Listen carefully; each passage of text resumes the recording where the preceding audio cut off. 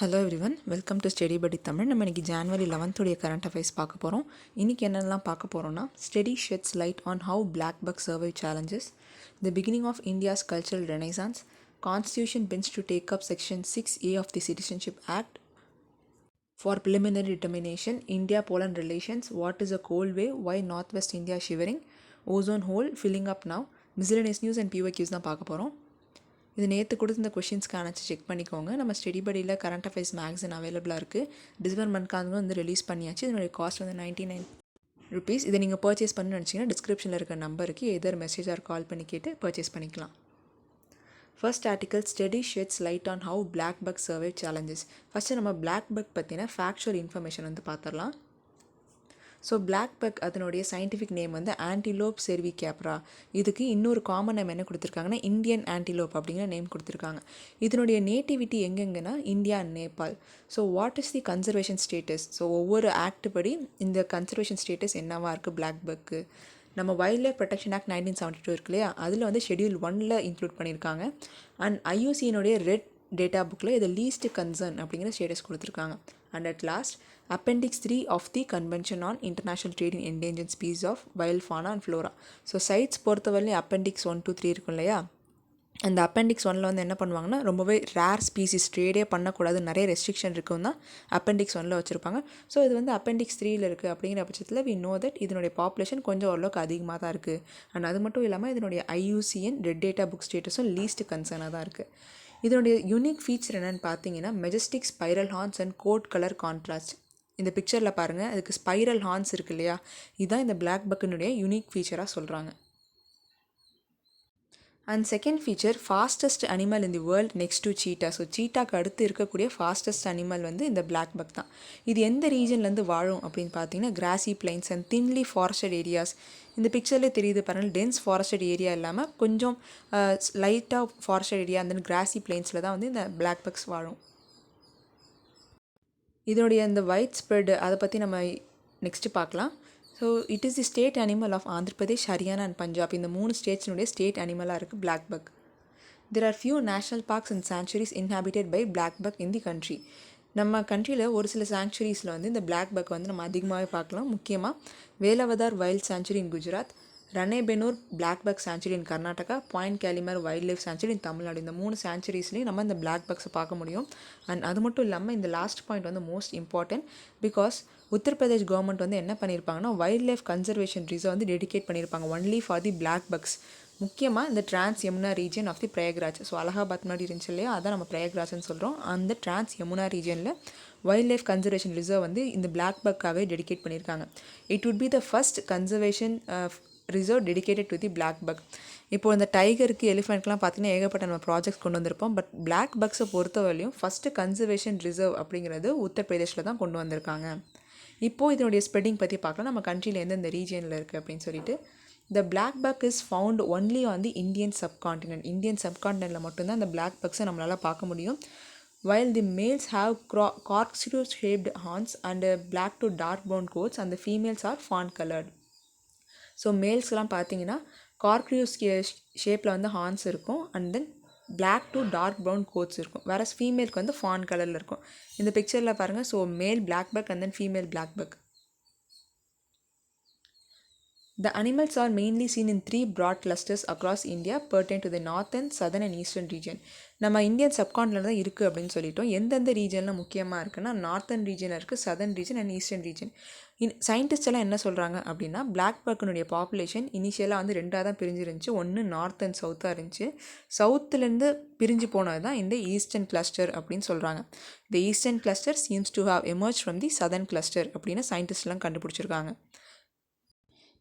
இந்த male and female characteristic பற்றி நம்ம ஸ்பெசிஃபிக்காக பார்த்தோம் அப்படின்னா male black buck appears to disperse more than expected and thus contributing to gene flow in the species.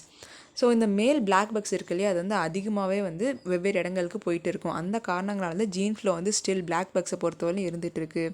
நம்ம வந்து முன்னாடி பார்த்துருந்தோம் இல்லையா, ஜீன் ஃப்ளோ வந்து இல்லாமல் போயிடுச்சு, இன்பீடிங் தான் நடந்துகிட்ருக்கு. அப்படிங்கிற பட்சத்தில் அது இந்த ஸ்பீசிஸ் வந்து டெப்ளீட் ஆகிறதுக்கு நிறைய வாய்ப்புகள் இருக்குது.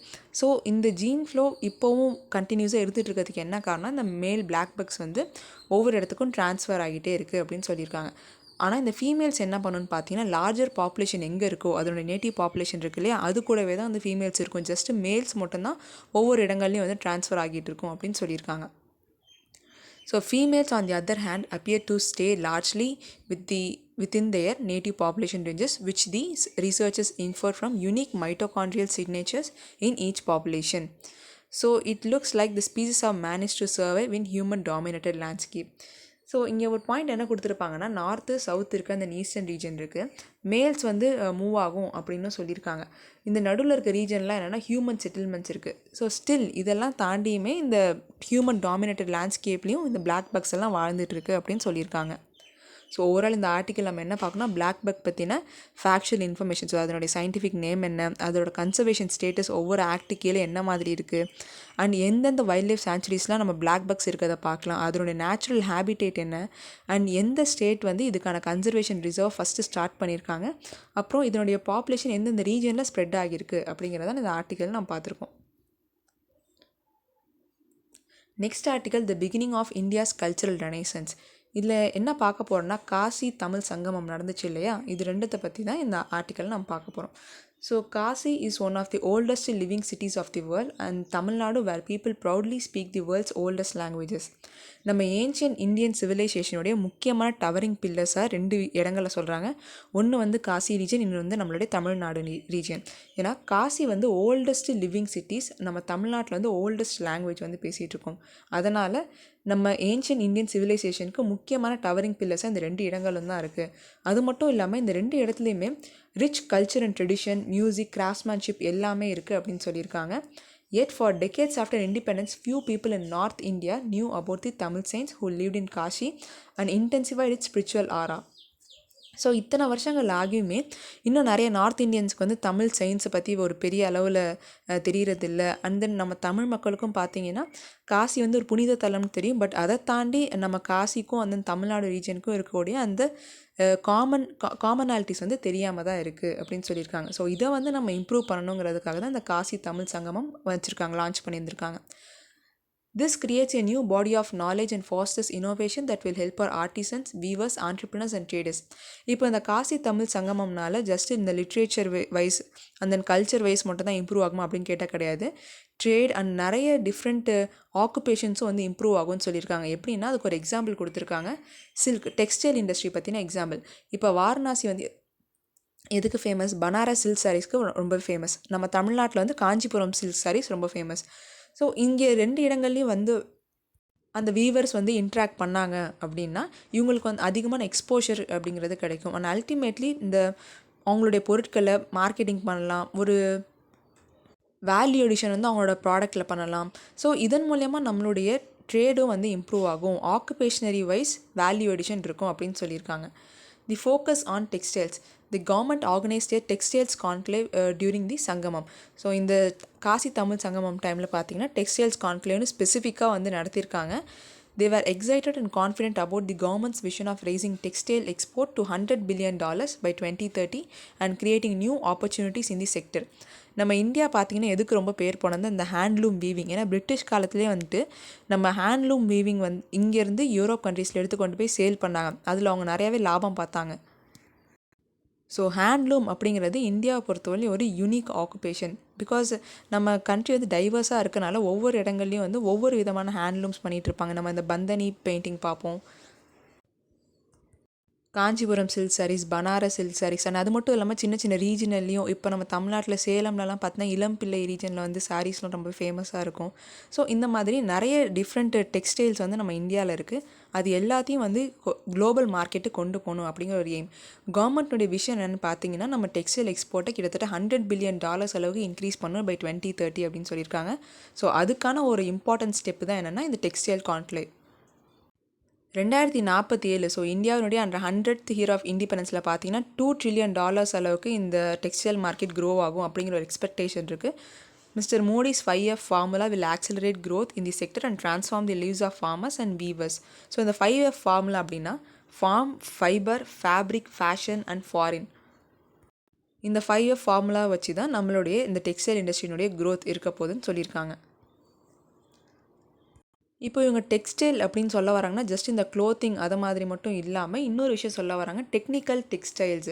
ஸோ டெக்னிக்கல் டெக்ஸ்டைல்ஸ் வந்து என்னென்ன வரும்னு பார்க்கலாம். These products include functional textiles that R use in vehicles, protective clothing, bullet proof west and construction. So இந்த விஷயங்களில் பயன்படுத்தக்கூடிய டெக்ஸ்டைல்ஸ் என்ன சொல்லுவாங்கன்னா டெக்னிக்கல் டெக்ஸ்டைல்ஸ் அப்படின்னு சொல்லுவாங்க. Man made fibre are also an area of focus has a great potential for growth and exports. இந்த மாதிரி எல்லா டிஃப்ரெண்ட் டைப்ஸ் ஆஃப் டெக்ஸ்டைல்ஸுமே வந்து இம்ப்ரூவ் பண்ணணும் அப்படிங்கிறது தான் இவங்களோட முக்கியமான எய்மாக இருக்குது. We are strongly promoting the one district one product scheme that will take Indian products to the world market. So நம்ம இந்தியன் ப்ராடக்ட்ஸ் வந்து வேர்ல்டு மார்க்கெட்டுக்கு வந்து எடுத்துகிட்டு போகிறதுக்கு one district one product scheme அப்படிங்கிறத கொண்டு வந்திருக்காங்க. இது வந்து important point. Apart from the saris, the textiles conclave also dwelt on wood and toys. டெக்ஸ்டைலில் மட்டும் இவனோட கான்சன்ட்ரேஷன் இல்லாமல் வுட்டன் டாய்ஸ் மேலேயும் வந்து கொண்டு வராங்க. ஏன்னா நம்ம சைனாலேருந்து அதிகமான டாய்ஸ் இம்போர்ட் பண்ணியிருக்கோம் அப்படிங்கிற முன்னாடியே பார்த்துருப்போம். அந்த இம்போர்ட் காரணத்தினால இந்தியன் டாய்ஸ்னுடைய காஸ்ட் வந்து குறைஞ்சி போயிடுச்சு, அதனோட டிமாண்ட் வந்து குறைஞ்சி போயிடுச்சு. நம்ம என்ன பண்ணணும்னா இனிமேட்டு இந்தியாவில் இருக்கக்கூடிய டாய்ஸை வந்து நம்ம சப்போர்ட் பண்ணணும். முக்கியமாக வாரணாசியில் பார்த்தீங்கன்னா அவங்களுடைய ட்ரெடிஷ்னல் வுட்டன் டாய்ஸ்க்கு வந்து அதிகமாக டிமாண்ட் இருக்குது. அதை நம்ம இன்டர்நேஷ்னல் பிஸ்னஸ் லெவல் கொண்டு போகணும். அண்டு இன்னும் ஒரு சில இந்த கர்நாடகாவில் பார்த்தீங்கன்னா சன்னாப்பட்னா டாய்ஸ் அப்படிங்கிறது இருக்கும், அதுவுமே ரொம்ப ஃபேமஸான டாய்ஸ். இந்த மாதிரி டாய் பிஸ்னஸையும் நம்ம இன்டர்நேஷ்னல் மார்க்கெட்டுக்கு எடுத்துகிட்டு போகணும்னு சொல்லியிருக்காங்க. Traditional products will also get a big boost from other government initiative such as the open network for digital commerce and the government marketplace. ONDC நம்ம ஆல்ரெடி இதை பற்றி டீட்டெயிலாக பார்த்துருப்போம். என்னென்னா இந்த open network for digital commerce எல்லா சின்ன சின்ன வெண்டர்ஸுமே வந்து அவங்களுடைய பொருட்களை செல் பண்ணுறதுக்காக ஒரு காமன் பிளாட்ஃபார்ம் தான் இந்த ONDC அப்படிங்கிறது. இதன் மூலயமா அந்த ரீஜனல் ப்ராடக்ட்ஸ் வந்து ஈஸியாக சேல் பண்ணலாம், இன்டர்நேஷ்னல் மார்க்கெட்டு கொண்டு போகலாம் அப்படின்னு சொல்லியிருக்காங்க. ஸோ ஓவரால் இந்த ஆர்டிக்கல் நம்ம என்ன பார்த்துருக்கோன்னா காசி தமிழ் சங்கமம் பற்றி பார்த்துருந்தோம். அதில் லிட்ரேச்சரில் மட்டும் அவங்க கான்சன்ட்ரேட் பண்ணல, they concentrated on many other sectors. முக்கியமாக நம்மளுடைய ட்ரேட் அண்ட் வெவ்வேறு ஆக்குபேஷன் எப்படி இம்ப்ரூவ் பண்ணலாம், முக்கியமாக டெக்ஸ்டைல் கான்க்ளேவ் நடத்தியிருக்காங்க. அண்ட் டெக்ஸ்டைல் மட்டும் இல்லாமல் வுட்டன் டாய்ஸ்லேயும் வந்து அவங்களுடைய கான்சன்ட்ரேஷன் இருக்குது. இது எல்லாத்தையுமே இந்தியாவிலேருந்து வரக்கூடிய எல்லா இந்த ப்ராடக்ட்ஸுமே வந்து நம்ம எக்ஸ்போர்ட் பண்ணணும், இன்டர்நேஷ்னல் மார்க்கெட்டுக்கு கொண்டு போகணும் அப்படிங்கிறது தான் இவங்களோட முக்கியமான எய்ம். இதன் மூலயமா நமக்கு நிறைய ரெவென்யூங்கிறது கிடைக்கும். Next article, constitution bench to take up section 6A of citizenship act for preliminary determination. Citizenship act 1955 add பண்ணப்பட்ட 6A செக்ஷன் 6A பற்றி தான் இந்த ஆர்டிக்கலில் பார்க்க போகிறோம். அதுக்கு ஒரு ப்ரிலிமினரி டிட்டர்மினேஷன் வேணும்னு சொல்லிட்டு கான்ஸ்டியூஷன் பெஞ்ச் சொல்லியிருக்காங்க. ஸோ சிட்டிசன்ஷிப் ஆக்ட் எப்போ கொண்டு வந்தாங்கன்னா 1955 கொண்டு வந்தாங்க. அண்ட் இதில் என்ன பண்ணுறாங்கன்னா செக்ஷன் 6A அப்படிங்கிறத ஆட் பண்ணுறாங்க. எப்போது ஆட் பண்ணுறாங்கன்னா 1985 அஸ்ஸாம் அக்கார்ட் அந்த சைனிங்க்கு அப்புறம் வந்து இந்த செக்ஷன் 6A வந்து ஆட் பண்ணியிருக்காங்க. ஸோ இந்த பர்டிகுலர் செக்ஷன் வந்து எதுக்காக ஆட் பண்ணியிருக்காங்க அப்படின்னு பார்த்தீங்கன்னா அஸ்ஸாமினுடைய அந்த culture, heritage, linguistic and social ஐடென்டிட்டியை வந்து பாதுகாக்கணும், ப்ரிசர்வ் பண்ணணும் அப்படிங்கிறதுக்காக தான் இதை ஆட் பண்ணியிருப்பாங்க. ஸோ அஸ்ஸாம் அக்கார்டினுடைய சைனிங்க்கு அப்புறம் தான் இந்த அடிஷன் அப்படிங்கிறது நடந்திருக்கும். Section 6A was special provision inserted into the 1955 Act in furtherance of a memorandum of settlement called the Assam Accord signed on August 15, 1985. So இந்த அஸ்ஸாம் அக்கார்ட் சைன் பண்ணதுக்கப்புறம் தான் செக்ஷன் 6A அப்படிங்கிறத வந்து 1955 சிட்டிசன்ஷிப் ஆக்டில் ஆட் பண்ணியிருக்கதா சொல்லியிருக்காங்க. So the accord came at the end of 6-year agitation by all Assam Students Union to identify and deport undocumented immigrants, mostly from neighboring states of Bangladesh. இந்த accord வந்து எதுக்காக கொண்டு வராங்கன்னு பார்த்தீங்கன்னா ஆல் அஸ்ஸாம் ஸ்டூடெண்ட்ஸ் யூனியன் அவங்களோட அஜிடேஷனுக்கு எண்டாக தான் அதை கொண்டு வராங்க. பிகாஸ் அஸ்ஸாமில் வந்து நிறைய அன்டாக்குமெண்டட் இமிகிரண்ட் இருக்காங்க, அவங்கள வந்து பார்த்து டிப்போர்ட் பண்ண வைக்கணும் அப்படிங்கிறதுக்காக இந்த அக்கார்ட் கொண்டு வந்தாங்க. இது செக்ஷன் 6A வந்து என்ன சொல்ல வராங்க அப்படிங்கிறத பார்க்கலாம். செக்ஷன் 6A வந்து என்ன சொல்லியிருக்காங்கன்னா ஃபாரினர்ஸ் இருக்காங்க இல்லையா, so foreigners who are entered அஸ்ஸாமில் வந்து January 1, 1966 முன்னாடி அவங்க வந்திருந்தாங்க ஃபாரினர்ஸ் அப்படின்னா அவங்களுக்கு வந்து நம்ம இந்தியா என்னென்ன ரைட்ஸ்லாம் கொடுக்குதோ அவங்களோட சிட்டிசன்ஸ்க்கு எல்லாமே கொடுப்பாங்க அப்படின்னு சொல்லியிருக்காங்க. ஸோ பிஃபோர் January 1, 1966 எந்த ஒரு ஃபாரினர்ஸ் வந்து அஸ்ஸாமுக்கு வந்திருந்தாலுமே அவங்களுக்கு இந்தியன் சிட்டிசனுடைய ரைட்ஸ் கிடைக்கும் அப்படின்னு சொல்லியிருக்காங்க, எல்லா ரைட்ஸுமே. அண்ட் January 1 1966 to March 25, 1971 இந்த பிட்வீன் பீரியடில் யாராவது வந்து ஃபாரினர்ஸ் வந்திருக்காங்க அஸ்ஸாமுக்குள்ளே அப்படின்னா அவங்களுக்கும் வந்து ரைட்ஸ் கிடைக்கும். பட் ஒரு ஆப்ளிகேஷன் என்னென்னா 10 வருஷத்துக்கு வந்து அவங்களுக்கு ஓட்டிங் ரைட்ஸ் கிடையாது அப்படின்னு சொல்லியிருப்பாங்க. ஸோ இதான் வந்து செக்ஷன் 6A சொல்லியிருப்பாங்க ஆஃப்டர் தி அஸ்ஸாம் அக்கார்ட். இப்போ பெட்டிஷனர்ஸ்லாம் என்ன சொல்கிறாங்க அப்படின்னு பார்த்தீங்கன்னா இது வந்து ரொம்பவே டிஸ்கிரிமினேட்டிவ் நேச்சரில் இருக்குது, ரொம்ப பாகுபாடாக இருக்குது அப்படின்னு சொல்லியிருக்காங்க. எதனாலனா the petitioners including Assam Public Works and others argued that the special provision was in violation of Article 6 of the Constitution. Article 6 of the கான்ஸ்டியூஷனுக்கு வயலேட்டடாக இருக்குது அப்படின்னு சொல்லியிருக்காங்க. which fixed the cut-off date for granting citizenship to immigrants at July 19, 1948. நம்ம article 6ல் வந்து என்ன சொல்லியிருப்பாங்கன்னா இந்த citizenship பற்றி சொல்லியிருப்பாங்க.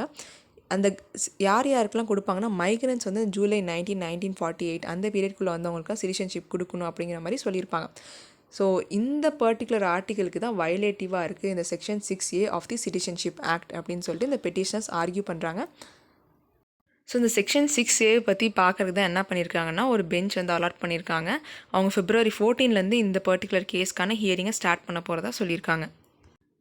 அஸ்ஸாமுடைய ஃபைனல் என்ஆர்சி வந்து எப்போ ரிலீஸ் பண்ணாங்கன்னா 2019 ரிலீஸ் பண்ணியிருந்தாங்க. அதில் கிட்டத்தட்ட 19 லட்சத்துக்கும் மேற்பட்ட மக்களை வந்து அந்த லிஸ்ட்லேருந்து எக்ஸ்க்ளூட் பண்ணியிருந்ததாக சொல்லியிருக்காங்க. அதனால் இந்த கண்டிப்பாக வந்து இந்த section 6A of the citizenship act வந்து நம்ம ஹியரிங் பண்ணி தான் ஆகணும் அப்படின்னு சொல்லியிருக்காங்க. ஓவரால் இந்த ஆர்டிக்கல் நம்ம என்ன தெரிஞ்சுக்கணும், சிட்டிசன்ஷிப் ஆக்ட் 1955 பற்றி தெரிஞ்சுக்கணும். அதில் புதுசாக இன்சர்ட் பண்ண செக்ஷன் 6Aல வந்து என்ன சொல்லியிருக்காங்க அண்ட் எதனால் வந்து பெட்டிஷனர்ஸ் இதுக்கு அகெயின்ஸ்டாக இருக்காங்கன்னா இது டிஸ்கிரிமினேட்டிவ் நேச்சராக இருக்குன்னு சொல்லியிருக்காங்க. Next India Poland relations. First நம்ம இந்தியாவுக்கும் போலாண்டுக்கும் நிறைய காமனாலிட்டிஸ் இருக்குது அப்படின்னு சொல்லியிருக்காங்க. அதில் நம்ம ஹிஸ்டாரிக்கல் வைஸ்லேருந்து பார்க்கலாம். Poland and India have many things in commons.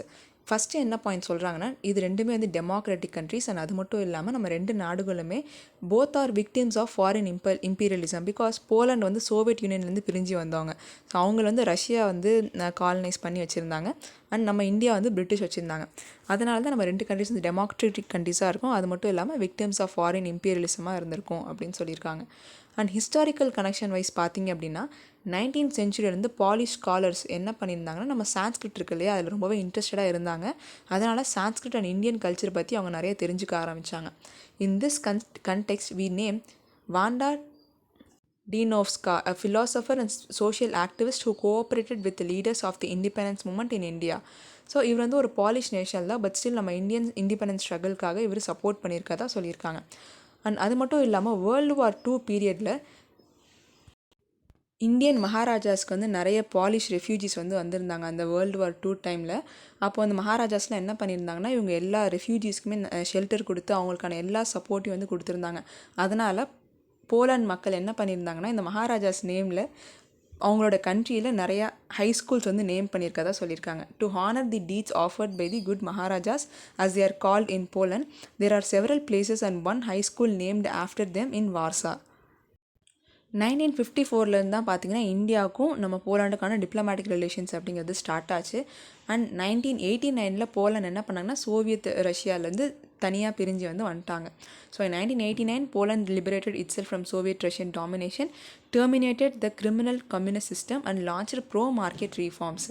So அவங்க பிரிஞ்சதுக்கப்புறம் பார்த்திங்கன்னா நிறைய ப்ரோ மார்க்கெட் ரீஃபார்ம்ஸ் வந்து கொண்டு வந்தாங்க. அண்ட் அதே பீரியடில் தான் பார்த்திங்கன்னா நம்ம இந்தியாவிலையும் வந்து அந்த எல்பிஜி ரீஃபார்ம்ஸ் அப்படிங்கிறது வந்திருக்கும் 1991 பீரியடில்.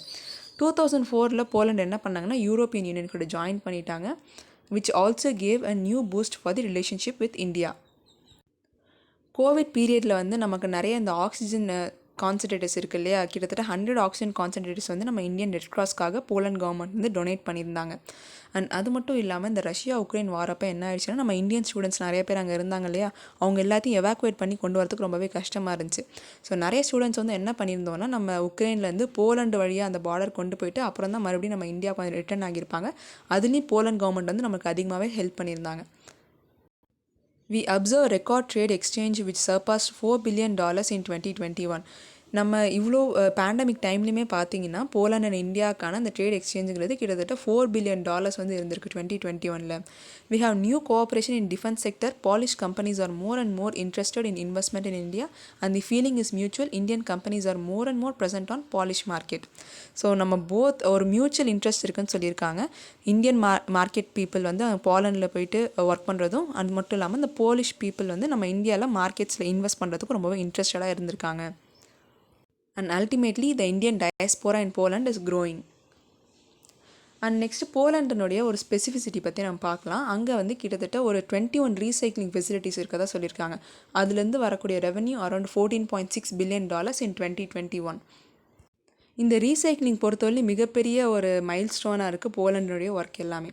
Since beginning its operation in the Poland until 2021 இவங்க வந்து 72 பில்லியன் போஸ்ட் கன்சியூமர் பிஇடி பாட்டில்ஸை வந்து ரீசைக்கிள் பண்ணியிருக்காங்க. இது வந்து ஒரு மிகப்பெரிய ஒரு huge number and reduced 2.4 million dollars of carbon footprint. இந்த மாதிரி அவங்க ரீசைக்கிள் பண்ண காரணத்தினால கிட்டத்தட்ட 2.4 million tonnes of carbon footprint வந்து ரெடியூஸ் பண்ணியிருக்காங்க. And ultimately 1.6 million tonnes of plastic வந்து லேண்ட்ஃபில்க்கு போகாமல் தடுத்திருக்காங்க. ஸோ இப்போ நம்ம இந்த மாதிரி ஒரு ரீசைக்ளிங் ஃபெசிலிட்டி இருக்கக்கூடிய ஒரு கண்ட்ரியில் நம்ம அதிகமான பைலேட்டரல் ரிலேஷன்ஸ் வச்சுருந்தோம் அப்படின்னா அந்த டெக்னாலஜி ட்ரான்ஸ்ஃபருங்கிறது நமக்கு ஈஸியாக இருக்கும். நம்ம இந்தியாவிலே வந்து கார்பன் ஃபுட் பிரிண்ட் ரெடியூஸ் பண்ணுறதுக்கு இந்த டெக்னாலஜி ட்ரான்ஸ்ஃபரை போலண்ட் கிட்ட வந்து நம்ம வாங்கிக்கலாம். வாங்கிட்டு ரீசைக்ளிங் நம்ம ஃபர்தராக பண்ணலாம் அப்படின்னு சொல்லியிருக்காங்க. அண்ட் இன்னும் இந்த பாயிண்ட்ஸ்லாம் பார்த்தீங்கன்னா போலண்ட் பார்த்தீங்கன்னா ஒரு சில இம்பார்ட்டன்ஸ் கொடுத்துருக்காங்க. Poland's transition from post-Soviet country to a liberal and vibrant democratic state and EU and NATO member has been remarkable. So ஒரு போஸ்ட்-சோவியட் கண்ட்ரிலேருந்து ஒரு லிபரல் அண்ட் வைப்ரண்ட் டெமோக்ரஸியாக மாறிட்டு யூரோப்பியன் யூனியனில் ஒரு மெம்பராக இருக்காங்க.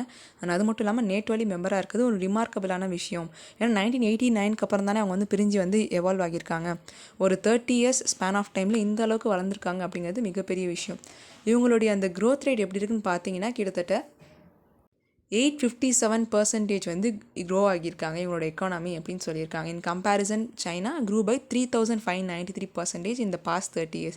ஸோ சைனா போராடி நம்ம அந்தளவுக்கு கம்பேர் பண்ண வேணாம். ஏன்னா சைனாவுடைய ஜாக்ரஃபி வந்து ரொம்ப பெரிய கண்ட்ரி அண்ட் நிறைய பாப்புலேஷன் இருக்குது. வேறு போலண்ட் வந்து அந்த மாதிரி கிடையாது.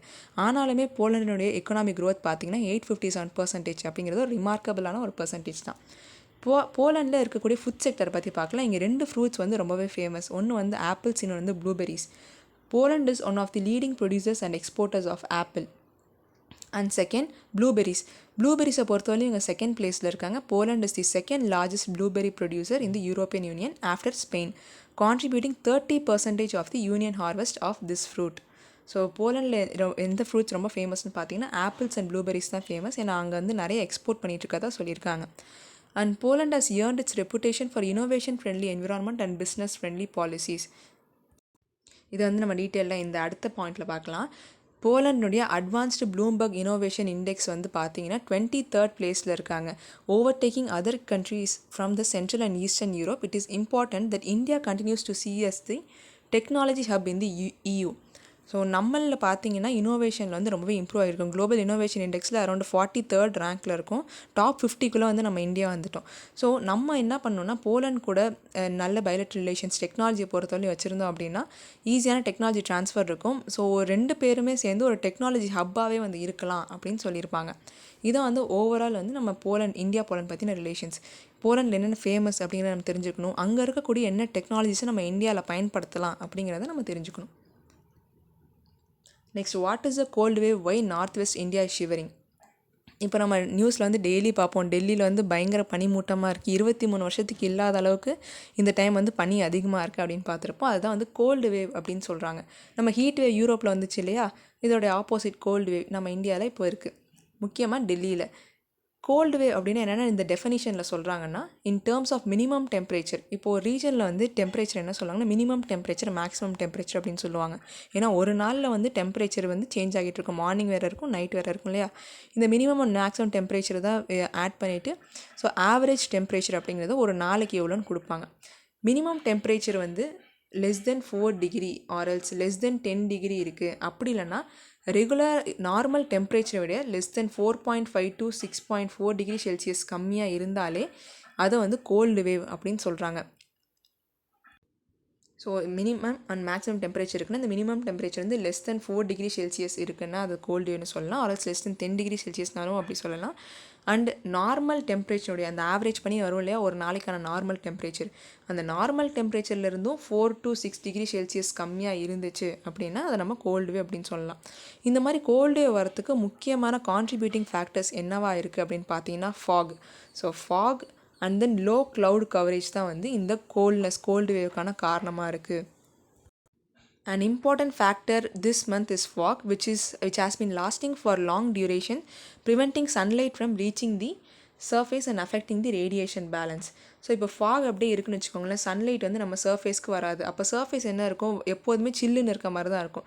இங்கேருந்து வெளியேயும் எதுவும் போகாது. அப்போது இப்போ கண்டினியூஸாக ஃபாக் இருந்துகிட்டே இருக்குன்னா சன்லைட் எதுவுமே உள்ளே வர முடியாமல் இருக்கும் இல்லையா. அப்போ ஃபர்தராக கீழே இருக்கக்கூடிய இடம் வந்து கூலிங் ஆகிட்டே தான் இருக்கும். அதனால தான் வந்து கோல்டு வேவ் வந்திருக்கு அப்படின்னு சொல்லியிருக்காங்க. இப்போ நமக்கு தெரியுதா ஃபாக் இருக்கிறனால கோல்டு வேவ் வந்து அதிகமாக ஆகும். ஜென்ரலாக பார்த்தீங்கன்னா foggy or cloudy nights are usually associated with warmer nights. இது வந்து இந்த ஃபாக் கொஞ்சம் டைமுக்கு இருந்தது அப்படின்னா வார்மர் நைட் இருக்கும். பட் ஒரு 2 or 3 டேஸ்க்கு வந்து கண்டினியூஸாக இருந்துச்சுன்னு வச்சுக்கோங்களேன், கண்டிப்பாக வந்து கோல்டராக தான் இருக்கும். இந்த பாயிண்ட் வந்து மோஸ்ட் இம்பார்ட்டன்ட். பிகாஸ் நம்ம ஃபாக்ஸை வந்து ஜஸ்ட் கோல்டு வேவ் கூட மட்டும் அசோசியேட் பண்ணக்கூடாது. Fogs are generally related with warmer nights அப்படிங்கிறத நம்ம தெரிஞ்சுக்கணும். இது important point. Light winds and high moisture near the land surface. So land surface பக்கத்தில் ரொம்ப கம்மியான விண்டு அண்ட் அதிகமான மாய்ஸ்சர் இருந்துச்சு அப்படின்னா கண்டிப்பாக ஃபாக் ஃபார்மேஷன் இருக்கும். ஸோ நம்ம இண்டோ கேங்கடிக் பிளைன்ஸ்லாம் பார்த்தீங்கன்னா ஃபாக் ஃபார்மேஷன் நடக்கிறதுக்கு இதுதான் காரணமாக இருக்குது. அங்கே நியர் தி சர்ஃபேஸ் விண்டோட ஃபோர்ஸ் வந்து ரொம்ப கம்மியாக இருக்கும். அது மட்டும் இல்லாமல் மாய்ஸ்சர் அதிகமாக இருக்கும். ஏன்னா தண்ணி இருக்க ரீஜன் இல்லையா, கண்டிப்பாக வந்து அதோடய சர்ஃபேஸ் கிட்ட மாய்ஸ்சர் அதிகமாக தான் இருக்கும். Since there has not been any significant impact of the western disturbances over the region, cold northwesterly winds have also contributed to lower temperatures. So north westerly winds இருக்கு இல்லையா, அதுவும் வந்து இந்த லோ டெம்பரேச்சருக்கு இன்னொரு காரணமாக இருக்குது அப்படின்னு சொல்லியிருக்காங்க. ஏன்னா வெஸ்டர்ன் டிஸ்டர்பன்ஸ் வந்து பெரிய அளவில் வரல. வெஸ்டர்ன் டிஸ்டர்பன்ஸ் அப்படின்னு என்னென்னா நம்ம மெடிட்டரேனியன் ரீஜன் இருக்கு இல்லையா, அந்த டர்க்கி அந்த இந்த மெடிட்டரேனியன் ரீஜன் அங்கேருந்து வரக்கூடிய அந்த வெஸ்டர்லீஸை தான் என்ன சொல்லுவாங்கன்னா வெஸ்டர்ன் டிஸ்டர்பன்சஸ் அப்படின்னு சொல்லுவாங்க. யூஸ்வலாக இந்த வெஸ்டர்ன் டிஸ்டர்பன்சஸ் வந்தால் என்ன ஆகும்னா விண்ட் டைரக்ஷன் வந்து சேஞ்ச் ஆகும். ஸோ அதனோட இம்பேக்ட்டும் பெரிய அளவில் இல்லாத காரணத்தினால there is no changes in the wind direction and ultimately இந்த கோல்டு நார்த் வெஸ்டர்லி விண்ட்ஸ் வந்து லோ டெம்பரேச்சர் இருக்கிறதுக்கு ஒரு காரணமாக மாறிடுச்சு. ஜென்ரலாக வந்து கோல்டு வேவ் ஸ்பெல்ஸ் எப்போ இருக்கும் டெல்லியில் பார்த்தீங்கன்னா டிசம்பர் அண்ட் ஜான்வரி டைமில் தான் வந்து அதிகமாக இருக்கும் அப்படின்னு சொல்லியிருக்காங்க. ஸோ ஓவரால் இந்த ஆர்டிக்கல் நம்ம என்ன தெரிஞ்சுக்கணுன்னா கோல்டு வேவ்னா என்ன, ஸோ அதனுடைய அந்த ஃபேக்சுவல் இன்ஃபர்மேஷன் எந்த டெம்பரேச்சர் கீழே இருந்தால் அதை கோல்டு வேவ்னு சொல்லுவோம். And what are the contributing factors, cold wave வரத்துக்கு என்னென்ன காரணங்கள்லாம் இருக்குது, ஃபாக் அண்ட் தென் நம்ம லைட் விண்ட்ஸ் அண்ட் மாய்ஸ்சர் வந்து ரொம்ப கம்மியாக இருக்குது அப்படின்னா, முக்கியமாக லோயர் சர்ஃபேஸ் கிட்ட கம்மியாக இருந்துச்சு அப்படின்னா இந்த ஃபாக் ஃபார்மேஷன் இருக்கும். அண்ட் அல்டிமேட்லி அந்த ஃபாக் ஃபார்மேஷன் கண்டினியூ ஆகிட்டே இருந்துச்சு அப்படின்னா there will be no interference of sunlight வந்து உள்ளே வர முடியாது. அல்டிமேட்லி கோல்டு வேவுக்கு வந்துடும் அப்படின்னு சொல்லியிருக்காங்க. Next article ozone whole filling அப் நவ். இந்த ஆர்டிக்கல் வந்து நம்ம ஓசோன் லேயர் பற்றி தான் பார்க்க போகிறோம். மோஸ்ட்லி எல்லாருக்குமே உங்களுக்கு தெரிஞ்சிருக்கும். பட் ஸ்டில் நம்ம ஒரு சின்ன ரிவிஷன் வந்து பண்ணிடலாம். சயின்டிஸ்ட் எல்லாம் என்ன கண்டுபிடிச்சிருக்காங்கன்னு பார்த்தீங்கன்னா ரீசெண்டாக ஓசோன் ஹோல் வந்து ரெக்கவர் ஆகிட்டு இருக்குது. ஸோ ஓசோன் ஹோல் அப்படிங்கிறது ஹோல் கிடையாது. என்னென்னா இங்கே இருக்கக்கூடிய இந்த ஓசோன் லேயர்னுடைய டென்சிட்டி வந்து குறைஞ்சி போயிருக்கும், திக்னஸ் குறைஞ்சி போயிருக்கும். ஸோ இதான் வந்து நார்மல் ஓசோன் லேயர்னு வச்சுக்கோங்களேன். அதனுடைய டென்சிட்டி வந்து இவ்வளோ கம்மியாக மேபி குறைஞ்சிருக்கலாம். இதை தான் வந்து ஓசோன் ஹோல் அப்படின்னு அவங்க டெர்மினாலஜி சொல்லியிருப்பாங்க. இப்போ கொஞ்சம் கொஞ்சமாக ரெக்கவர் ஆகிட்டு வருது அப்படின்னு நம்ம சயின்டிஸ்ட் வந்து கண்டுபிடிச்சிருக்காங்க. இந்த ரெக்கவரி ஆஃப் ஓசோன் லேயரை பற்றி தான் இந்த ஆர்டிக்கல் நம்ம பார்க்க போகிறோம். ஸோ ஃபஸ்ட்டு இந்த ஸ்லைடில் வந்து என்ன கொடுத்துருக்காங்கன்னு பார்த்தீங்கன்னா டாப்சன் யூனிட் அப்படிங்கிற ஒரு டெர்மினாலஜி இருக்குது. டாப்சன் யூனிட் அப்படின்னா என்னென்னா நம்ம எர்த்துக்கு இதாக இருக்குன்னு வச்சுக்கோங்களேன், எர்த்துக்கு மேலே இந்த வெர்டிக்கல் ஏர் காலம் அப்படின்னு சொல்லுவாங்க. எர்த்துக்கு மேலே இருக்கக்கூடிய இந்த சர்ஃபேஸை, இந்த வெர்டிக்கல் ஏர் காலமில் எவ்வளோ அமௌண்ட் ஆஃப் ஓசோன் இருக்குது அப்படிங்கிறத நம்ம கேல்குலேட் பண்ணுறது தான் Dobson unit. So Dobson unit measure of the total amount of ozone in a vertical column of air above the earth surface. இது important point because Dobson unit அப்படின்னா நம்ம தெரிஞ்சு வச்சுக்கணும். Prior to 1979, scientists had not observed atmospheric ozone concentration below 2020 Dobson units. So 1979க்கு முன்னாடி வரைக்கும் பார்த்தீங்கன்னா இந்த மாதிரி டாப்சன் யூனிட் வந்து 220 கிலோ வந்து குறைஞ்சதே கிடையாது. இட் ஷோஸ் தட் ஓசோனுடைய திக்னஸ் வந்து அதிகமாக இருந்திருக்கு அப்படின்னு சொல்லியிருக்காங்க. இந்த பிக்சர்லையுமே பாருங்களேன் 1980 பீரியடில் வந்து அந்த ரெட் அண்ட் எல்லோ வந்து இல்லை. பட் 1990s 94 2000 இந்த பீரியடில் இந்த ரெட் கலரில் காமிச்சிருக்கலாம் ரொம்பவே கம்மியான ஓசோன் டென்சிட்டி இருக்கக்கூடிய இடங்கள். The thinning of the ozone layer over the Antarctica came to be known as the ozone hole. So thinning of ozone layer தான் ozone hole சொல்லும். அண்ட் எந்த ஒரு ஹோலும் வந்து ஆக்சுவலி கிடையாது. டாப்சன் யூனிட் பற்றி இல்லை நீங்கள் பார்த்து வச்சுக்கணும். The ozone hole, once considered to be the gravest danger to planetary life, is now expected to completely repair by 2066. 2066 பீரியடில் பார்த்தீங்கன்னா ஓசோன் ஹோல் டெப்ளீஷன் அப்படிங்கிறது கம்ப்ளீட்டாக வந்து ரிப்பேர் ஆகிடும். சீக்கிரமாக வந்து சரியாகிடும், அந்த டென்சிட்டி வந்து பழைய மாதிரி வந்துடும் அப்படின்னு சொல்லியிருக்காங்க. அண்ட் 2040 பீரியட்லேயே ரெஸ்ட் ஆஃப் த வேர்ல்டில் சீக்கிரமாக சரியாகிடும். இப்போது அண்டார்டிகாவுக்கு மேலே தான் பார்த்திங்கன்னா அதிகமான டெப்ளீஷன் அப்படிங்கிறது இருக்குது. ரெஸ்ட் ஆஃப் த ரீஜனில் வந்து கம்மியான டெப்ளீஷன் தான் இருக்குது. ஸோ 2040 வந்து இந்த ரெஸ்ட் ஆஃப் த ரீஜனில் சீக்கிரம் சரியாகிடும். அண்ட் 2066 அண்டார்டிகா ரீஜனில் சரியாகிடும் அப்படின்னு சொல்லியிருக்காங்க. இந்த முக்கியமான ஒரு அச்சீவ்மெண்ட்டுக்கு என்ன காரணமாக இருக்குன்னு பார்த்தீங்கன்னா நம்ம 1989 கொண்டு வந்த மான்ட்ரியல் புரோட்டோகால்னால தான் இந்த அளவுக்கு ரெக்கவரி ஃபாஸ்டராக இருக்குன்னு சொல்லியிருக்காங்க. பிகாஸ் மான்ட்ரியல் புரோட்டோகாலில் என்ன சொல்லியிருப்பாங்கன்னா இந்த ஓசோன் டெப்ளீட்டிங் சப்ஸ்டன்ஸை வந்து நம்ம முடிஞ்ச வரை குறைக்கணும் அப்படின்னு சொல்லிட்டு நிறைய இனிஷியேட்டிவ்ஸ் வந்து கொண்டு வந்திருப்பாங்க. அந்த இனிஷியேட்டிவ்ஸ்னால தான் இவ்வளோ ஃபாஸ்டராக நம்ம ஓசோனை ரெக்கவர் ஆகிரும் அப்படின்னு நம்ம சயின்டிஸ்ட் மென்ஷன் பண்ணியிருக்காங்க. இப்போ நம்ம ஓசோன் பற்றின ஃபேக்ஷன் இன்ஃபர்மேஷன் பார்க்கலாம். So ozone, chemically a molecule having 3 oxygen atoms or O3, is found mainly in the upper atmosphere in area called stratosphere. நம்ம ட்ரோபோஸ்பியர் ஸ்ட்ராட்டோஸ்பியரில் பார்த்தீங்கன்னா ஸ்ட்ராட்டோஸ்பியர் ரீஜனில் தான் ஓசோன் அப்படிங்கிறது இருக்குது. Between 10 to 50 kilometers from the earth surface. And இந்த பேராகிராஃபில் என்ன கொடுத்துருப்பாங்கன்னா ஓசோன் ஹோல் அப்படிங்கிறது ஹோல் கிடையாது, just reduction in the concentration of ozone molecules அப்படிங்கிறதா வந்து ozone hole. By the middle of 1980s, scientists had figured out the chief cause of ozone depletion. So 1980s பார்த்தீங்கன்னா என்ன கண்டுபிடிச்சாங்கன்னா இந்த ஓசோன் டெப்ளீஷனுக்கான முக்கியமான காரணங்கள் என்னென்னா industrial chemicals. So chlorine, bromine and fluorine இதுலேருந்து contaminate ஆகி வரக்கூடிய இந்த இண்டஸ்ட்ரியல் கெமிக்கல்ஸ்னால தான் ஓசோன் டெப்ளீஷன் ஆகியிருக்கு அப்படின்னு சொல்லியிருக்காங்க. அண்ட் மோஸ்ட் காமன் என்னன்னு பார்த்தீங்கன்னா குளோரோஃப்ளூரோகார்பன்ஸ். நம்ம இந்த ஏர் கண்டிஷனிங், ஃப்ரிட்ஜு, பெயிண்ட்டு அதெல்லாம் இருக்குது இல்லையா, அதுலேருந்து வரக்கூடிய அந்த சிஎஃப்சிஸ் தான் வந்து முக்கியமான ரீசனாக இருக்குது for the depletion of ozone layer. அதுக்கப்புறம் நம்ம தான் 1989 என்ன பண்ணோம்னா மான்ட்ரியல் புரோட்டோகால் கொண்டு வந்தோம். அதுக்கப்புறம் எடுத்த இனிஷியேட்டிவ்ஸ் காரணங்களால ஓசோன் இஸ் ரெக்கவரிங் ஸ்லோலி. அண்டார்டிகாலேருந்து 2066 அந்த பீரியடில் ரெக்கவர் ஆயிரும். அண்ட் ஆர்டிக் ரீஜனில் 2045 அண்ட் ரெஸ்ட் ஆஃப் த வேர்ல்டில் வந்து 2040 ரெக்கவர் ஆகிரும், கம்ப்ளீட் ரெக்கவரி இருக்கும்னு சொல்லியிருக்காங்க. இந்த மான்ட்ரியல் புரோட்டோகால் இல்லாமல் இருந்துச்சு அப்படின்னா கண்டிப்பாக இந்த ஓசோன் டெப்ளீட்டிங் சப்ஸ்டன்ஸ் இன்னும் அதிகமாக தான் ஆகியிருக்கும் நம்ம என்விரான்மெண்ட்டில். அதில் இருக்கக்கூடிய இனிஷியேட்டிவ்ஸ்னால தான் இப்போ நிறையா குறைஞ்சிருக்கு அப்படின்னு சொல்லியிருக்காங்க. Next, in fact, it was the climate change objective in mind that the Montreal Protocol was amended in 2016 to extend its mandate over hydrofluorocarbons or HFCs that have replaced the CFC in the industrial use. So இப்போ இந்த HFCs பார்த்தீங்க அப்படின்னா 2014 Montreal புரோட்டோகாலோடைய அமெண்ட்மெண்ட்டில் கொண்டு வந்தாங்க அதுக்கான அந்த மேண்டேட்டை. Because ஹெச்எஃப்சிஸ் வந்து பெரிய அளவு டேமேஜ் வந்து ஓசோன் லேயருக்கு ஏற்படுத்தாது. The reason they were not originally banned but are very powerful greenhouse gases.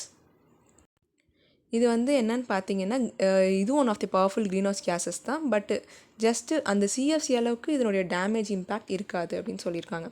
The Kigali Amendment to the Montreal Protocol seeks to eliminate 80 to 90% of the HFCs currently in use by year 2050. இது வந்து most important point. Because Kigali amendment வந்து Montreal புரோட்டோக்காலில் பண்ணியிருக்காங்க. அதில் என்ன சொல்லியிருக்காங்கன்னா கிட்டத்தட்ட 80 to 90% இப்போ நம்ம கரண்ட்டில் யூஸில் இருக்கக்கூடிய 80 to 90% ஆஃப் த ஹெச்எஃப்சிஸை வந்து எலிமினேட் பண்ணும் பை த இயர் 2050 அப்படின்னு சொல்லியிருக்காங்க. ஸோ இந்த பாயிண்ட் வந்து மார்க் பண்ணி வச்சுக்கோங்க. Kigali amendment is related to அப்படின்னு கேட்டிங்கன்னா ஓசோன் டெப்ளீஷன் சப்ஸ்டன்சஸை குறைக்கிறது. The success of Montreal Protocol in repairing the ozone hole is often referred as a model for climate action. So Montreal புரோட்டோக்காலில் வந்து என்ன சொல்கிறாங்கன்னா one of the model for climate ஆக்ஷனாக சொல்கிறாங்க. Because ozone ஹோல்னுடைய repairing வந்து இந்த particular புரோட்டோக்கால்னால தான் ஃபாஸ்டராக நடந்துகிட்ருக்கு. அது மூலயமா நம்ம நிறைய இனிஷியேட்டிவ்ஸ் எடுத்திருக்கோம். Climate change, no doubt, is a far more difficult and complex problem than dealing with the ozone depletion. இப்போ நம்ம ஓசோன் டெப்ளீஷனுக்கு இந்த மாதிரி இனிஷியேட்டிவ்லாம் கொண்டு வந்து அதை குறைச்சிட்டோம். பட் climate change அப்படிங்கிறது ரொம்பவே காம்ப்ளெக்ஸான ஒரு இஷ்யூ. பிகாஸ் அது எப்படி வரும்னே சொல்ல முடியாது. சுனாமியாக வரலாம், இல்லை ட்ராட்டாக வரலாம். அந்த climate change கான்சிக்வன்ஸ் வந்து ரொம்ப அதிகம் and it is highly complex. இதுக்கு வந்து நம்ம ஒரு மல்டி டொமைன் ஆப்ரேஷன் மாதிரி தான் பண்ணணும். ஸோ ஓவரால் இந்த ஆர்டிக்கல் நம்ம என்ன பார்த்துருக்கோம் அப்படின்னா ஓசோன் பற்றின factual information and ozone whole வந்து எப்படி ரெக்கவர் ஆகிட்டுருக்கு, இந்த ரெக்கவரிக்கு என்ன ப்ரோட்டோக்கால் முக்கியமான ஒரு ரீசனாக இருந்திருக்கு அப்படிங்கிறத அந்த ஆர்டிக்கல் நம்ம பார்த்துருக்கோம். ஸோ நெக்ஸ்ட் வந்து மிஸ்செலேனியஸ் நியூஸ் பார்க்கலாம். இந்த சார்ட்டில் வந்து என்ன கொடுத்துருக்காங்கன்னா அந்த ஹோமோசெக்சுவாலிட்டி வந்து லீகலைஸ் எந்தெந்த கண்ட்ரி பண்ணியிருக்காங்க அண்ட் யார் யார் பண்ணலை எந்த கண்ட்ரீஸில் வந்து சப்போர்ட் பண்ணுறாங்க அப்படிங்கிறத அந்த சார்ட்டில் பார்க்க போகிறோம். ஸோ இந்த ஃபஸ்ட்டு சார்ட்டில் பாருங்கள், இதிலே தெரியுது கிட்டத்தட்ட நிறைய பேர் வந்து நிறைய கண்ட்ரீஸில் வந்து சேம் செக்ஸ் மேரேஜஸ் வந்து இல்லீகல் அப்படின்னு தான் சொல்லியிருக்காங்க. ஒரு சில கண்ட்ரீஸில் மட்டும் தான் லீகல் ஆக்கியிருக்காங்க. எந்தெந்த கண்ட்ரீஸ்லாம் லீகல்னு பார்த்தீங்கன்னா இந்த மேப் 2ல் பார்க்கலாம். So US, Canada, Greenland and then mostly America, north and south அமெரிக்காவில் வந்து லீகலைஸ் பண்ணியிருக்காங்க. அண்ட் ஒரு சில யூரோப்பியன் கண்ட்ரீஸ் அண்ட் ஆஸ்திரேலியாவில் லீகலைஸ் பண்ணியிருக்காங்க. பட் இன்னொன்று ஒரு சில கண்ட்ரீஸில் ஜஸ்ட் ஒரு ஜூரிஸ்டிக்ஷன்ஸ் தான் இருக்குது. ஆனால் நிறைய கண்ட்ரீஸில் லீகலி ரெக்கக்னைஸ் பண்ணலை. நம்ம இந்தியாலையுமே பார்த்தீங்கன்னா அதை டீக்ரிமினலைஸ் தான் பண்ணியிருக்காங்க, இன்னும் லீகலைஸ் பண்ணல அப்படிங்கிறத நம்ம தெரிஞ்சு வச்சுக்கணும். Next, as Nani Palkiwala famously said, the only satisfactory and lasting solution of the Vexit problem is to be found not in the statute book but in the conscience of men in power. இந்த point இந்த line பார்த்தீங்கன்னா நல்லாவே இருந்துச்சு. Because ஒரு issue இருக்குன்னு வச்சுக்கோங்களேன், அந்த இஷ்யூக்கான solution வந்து ஜஸ்ட்டு புக்ஸில் மட்டும் நம்ம தேடினா கிடச்சிடாது. அதில் இன்வால்வ் ஆகியிருக்கக்கூடிய பீப்புளினுடைய கன்சைன்ஸில் தான் வந்து அந்த பர்டிகுலர் இஷ்யூக்கான சொல்யூஷன் இருக்குது அப்படின்னு சொல்லியிருக்காங்க. 2021 வந்து ஆர்பிஐ ஒரு செட் ஆஃப் கைட்லைன்ஸ் ரிலீஸ் பண்ணியிருந்தாங்க, ரிவைஸ்டு கைட்லைன்ஸ். எதுக்காக அப்படின்னா, இந்த பேங்க் லாக்கர்ஸ் இருக்கு இல்லையா, அதனுடைய சேஃப்டியை அந்த டிரான்ஸ்பரன்சி இன்க்ரீஸ் பண்ணுறதுக்காக தான் அந்த கைட்லைன்ஸ் ரிலீஸ் பண்ணியிருந்தாங்க. Which game into force from January 1, 2022. 2022 தான் ரிலீஸ் பண்ணியிருந்தாங்க. எதுக்காகனா, இந்த பேங்கிங்கினுடைய சேஃப்டி, லாக்கர்ஸ்னுடைய சேஃப்டியை வந்து இம்ப்ரூவ் பண்ணணும், டிரான்ஸ்பரண்ட்டாக இருக்கணும் அப்படிங்கிறதுக்காக இந்த கைட்லைன்ஸ் கொண்டு வந்திருக்காங்க. இதில் என்ன சொல்லியிருக்காங்கன்னா, banks would now be allowed to obtain a term deposit at the time of allotment to a consumer. Banks வந்து டேர்ம் டெபாசிட் அப்டைன் பண்ணலாம் அப்படிங்கிறது ஒன்று. அண்ட் தென் செகண்ட் பாயிண்ட், இது எவ்வளோ வருஷத்தை வந்து கவர் பண்ணணும்னு பார்த்தா கிட்டத்தட்ட 3 years ரெண்ட் வந்து கவர் பண்ணணும். அந்த charges for breaking open of a locker. இந்த லாக்கர் ஹைரர் இருக்காங்க இல்லையா, அவங்க 2 பேருமே the neither operated nor pay rent. So அந்த லாக்கர் ஹைரர் வந்து ஆப்ரேட் பண்ண மாட்டாங்க, ரெண்ட்டும் பே பண்ண மாட்டாங்க அப்படின்னு சொல்லியிருக்காங்க. For lockers operated through electronic system. இப்போ நிறைய லாக்கர்ஸ் பார்த்தீங்கன்னா எலக்ட்ரானிக் சிஸ்டம் வந்து யூஸ் பண்ணுவாங்க. எலக்ட்ரானிக் சிஸ்டம் யூஸ் பண்ணக்கூடிய லாக்கர்ஸ் எல்லாமே வந்து இன்னும் ஃபர்தராக சேஃப்கார்ட் பண்ணி வச்சுக்கணும். பிகாஸ் சைபர் கிரைம்ஸ் தான் நிறைய நடந்துகிட்ருக்கு இல்லையா, அந்த ப்ரீச் ஆஃப் செக்யூரிட்டி நடக்கிறதுக்கு நிறைய வாய்ப்புகள் இருக்குது. ஸோ நம்ம என்ன பண்ணணும்னா அதை வந்து சேஃப்கார்ட் பண்ணி வச்சுருக்கணும் அப்படின்னு சொல்லியிருக்காங்க. இது வந்து என்னென்னா, regarding the safety, transparency and effective management of safe deposit lockers. And இந்த ஆர்டிக்கலில் எதை பற்றி சொல்லியிருக்காங்கன்னா, usage of electronic voting machines. Germany and இன்னும் நிறைய யூரோப்பியன் கண்ட்ரீஸ்லாம் பார்த்திங்கன்னா இந்த EVM, so direct use of EVM வந்து அகெயின்ஸ்டாக இருக்குது அப்படின்னு சொல்லியிருப்பாங்க. So the requirement of public verifiability of elections that let the German constitutional court to pronounce against EVM use in 2009 and exhortation that is honored not only in German but also in many other jurisdictions. இந்த pure electronic voting in public அப்படிங்கிறத வந்து அகெயின்ஸ்டாக இருந்தாங்க இவங்கெல்லாம். எதனால் அப்படின்னா, அதில் நிறைய changes வரத்துக்கு வாய்ப்புகள் இருக்குது. ஸோ இவங்கெல்லாம் என்ன பண்ணாங்கன்னா, இந்த விவிபேட்டினுடைய auditing, the procedure for doing this is called risk limiting audit. இந்த ஓட்டிங்க்கு அப்புறம் வரக்கூடிய எலக்ட்ரானிக் ரிசல்ட்ஸ் இருக்கு இல்லையா, விவிபேட் ரிசல்ட்ஸ், ஏதாவது ஒரு சாம்பிளாக 5 இடங்கள்லேருந்து ஒரு கான்ஸ்டியூன்சி இருக்குன்னா அந்த கான்ஸ்டியூன்சிங்கில் ஒரு 5-6 போலிங் பூத் வந்து இருக்கலாம். அந்த போலிங் பூத்துலேருந்து நம்ம என்ன பண்ணுவோம்னா, அந்த விவிபேட்ஸை வந்து எடுத்துகிட்டு ஆடிட் வந்து பண்ணுவோம். ஸோ சாம்பிள் தான், எங்கேருந்து வேணாலும் நம்ம ரேண்டமாக எடுத்து ஆடிட் பண்ணலாம். அந்த மாதிரி ஆடிட் பண்ணுறது மூலயமா நமக்கு வந்து இன்னும் பெட்டராக ஒரு டிரான்ஸ்பரண்ட்டாக இருக்குது, யாரும் வந்து தப்பு பண்ணாங்கன்னா அது ஈஸியாக கண்டுபிடிச்சிடலாம் அப்படின்னு சொல்லியிருப்பாங்க. Unfortunately, it appears that election results are declared in India without any VVPAT audits at all. நம்ம இந்தியாவில் பார்த்தீங்கன்னா விவிபேட் ஆடிட்ஸ் அப்படிங்கிறது நடக்காமல் தான் வந்து எலெக்ஷன் ரிசல்ட்ஸ் ரிலீஸ் ஆகுது அப்படின்னு சொல்லியிருக்காங்க. இந்த எலெக்ஷன் ரீஃபார்ம்ஸ் எதாவது கொண்டு வரணும்னு நினைக்கிறோம் அப்படின்னா விவிபேட் ஆடிட்ஸ் பண்ணலாம் அப்படிங்கிறத நம்ம ஆன்சர் ரைட்டிங்கில் மென்ஷன் பண்ணலாம். ஸோ இது வந்து important point. US ambassadors fund to help restore Paigah Tombs complex in Hyderabad. ஹைதராபாத்தில் இருக்கக்கூடிய இந்த பைகா டாம் காம்ப்ளெக்ஸ் வந்து ரீஸ்டோர் பண்ணுறதுக்காக யூஎஸ் அம்பாசிடர்ஸ் ஃபண்டிங் ஹெல்ப் பண்ண போகிறாங்க. த நெக்ரோபோலிஸ், ஸோ நெக்ரோபோலிஸ் அப்படின்னா a large designed cemetery with elaborate tomb monuments. So நெக்ரோபோலிஸ்க்கான அர்த்தம் என்னன்னு தெரிஞ்சு வச்சுக்கோங்க. அது வந்து ஒரு மிகப்பெரிய designed cemetery with elaborate tomb monuments தான் இருக்கும். Of the nobleman dating from the Asaf Jahi era known as Paigah Tomb Complex in Hyderabad. So Asaf ஜாகினுடைய எராவில் கட்டப்பட்ட இந்த நெக்ரோபோலிஸ் தான் என்ன சொல்கிறாங்கன்னா பைகா டாம் காம்ப்ளெக்ஸ் அப்படின்னு சொல்கிறாங்க. ஸோ இது வந்து ஹைதராபாத்தில் இருக்குது. நம்ம இந்தியாவில் இருக்கக்கூடிய one of the important architectural site அப்படின்னு இதை நம்ம சொல்லலாம். ஏன்னா இந்த மாதிரி ஸ்டோக்கோ ஒர்க் வந்து நம்ம இந்தியாவில் வேறு எங்கேயுமே கிடையாது. இதை வந்து நம்ம ரீஸ்டோர் பண்ணுறதுக்காக யூஎஸ் அம்பாசிடர்ஸ் வந்து ஃபண்டிங் கொடுக்குறாங்க அப்படிங்கிறத நம்ம தெரிஞ்சு வச்சுக்கணும். ஸோ இதில் மோஸ்ட் இம்பார்ட்டன்ட் என்னென்னா ஃபேக்சுவல் இன்ஃபர்மேஷன் ரிகார்டிங் தி பைகா டாம் காம்ப்ளெக்ஸ். இது எந்த பீரியடில் வந்து கட்டியிருக்காங்க, நம்ம இந்தியாவில் இது இந்த ஒரு இடத்துல மட்டும்தான் இருக்குது. Stucco work like this doesn't exist anywhere else in India.